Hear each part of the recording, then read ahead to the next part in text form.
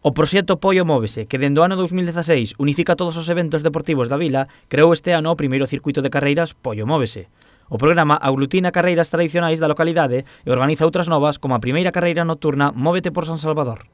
Entonces, presentamos unha carreira que vai a ser este sábado, día 6 de abril, se vai a centralizar tanto que vai a ser a saída como a chegada no Parque de Áncar. Ben? Vai a ser unha carreira de aproximadamente 5 kilómetros, 4 kilómetros e medio, que se vai a desarrollar pola parroquia de San Salvador, para intentar non ter que producir un corte de tráfico da PO 308, vamos a desarrollar todo pola parte de San Salvador, Saíñas, O Peirado.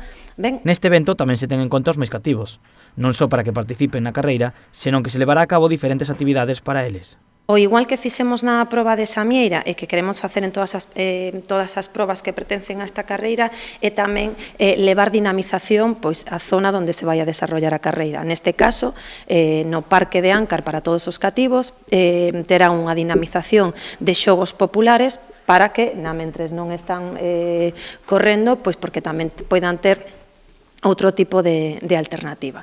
As inscricións xa están abertas e pecharán o mércores ás 12 da noite. A proba de San Salvador terá un percorrido de pouco máis de 4 kilómetros, o que a fai unha cita accesible para todos os públicos. Pois será unha proba moito máis asequible, non é técnica, é moi accesible para todos os corredores de todos os niveis.